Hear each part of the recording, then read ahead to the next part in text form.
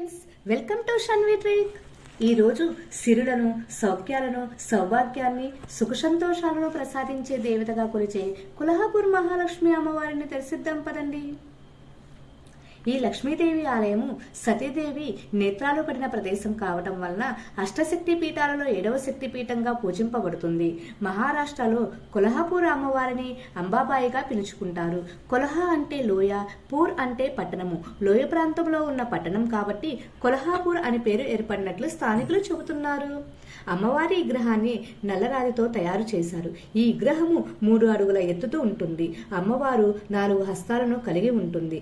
అమ్మవారికి ఉదయం నుంచి 5 సార్లు అర్చన చేస్తారు. ప్రతి శుక్రవారము లక్ష్మీదేవికి ప్రత్యేక పూజలు, అభిషేకాలు, కుంకుమ అర్చన లాంటివి జరుగుతూ ఉంటాయి. శ్రావణ మాసంలో విశేషంగా జనాలు వస్తూ ఉంటారు.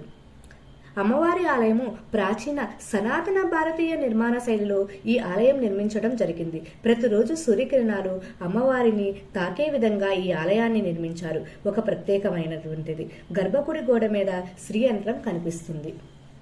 స్థల పురాణం ప్రకారం అగస్త్య మహర్షి శివభక్తుడు. అతను ప్రతి సంవత్సరం కాశీ విశ్వనాథుడిని దర్శించుకునేవారు. వృద్ధాప్యం కావటం వల్ల కాశీకి వెళ్లే శక్తి లేకపోవటం వల్ల కాశీకి సమానమైన క్షేత్రాన్ని చూపమని కోరగా అప్పుడు శంకరుడు కొల్హాపూర్లోని అమ్మవారిని దర్శిస్తే కాశీలో తనను దర్శించిన ఫలితం లభిస్తుందని చెప్పాడు.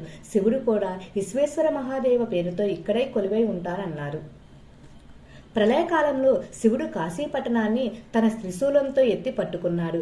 ఇక్కడ లక్ష్మీదేవి తన చేతులతో ఈ క్షేత్రాన్ని ఎత్తి పట్టుకున్నట్టు, అందుకే ఈ క్షేత్రాన్ని కారవీర క్షేత్రం అని పేరు వచ్చిందని పద్మపురాణము, దేవీ భాగవతము, స్కంద పురాణాలు చెప్పబడ్డాయి. సూర్యగ్రహణం రోజున మణికర్ణిక కుండలిలో స్నానం చేస్తే సమస్త దేవతలు కృప కలుగుతుందని ఇక్కడ జనాల విశ్వాసము. అందుకే సూర్యగ్రహణం రోజున ఇక్కడ జనాలు కిక్కిడిసిపోతూ ఉంటారు.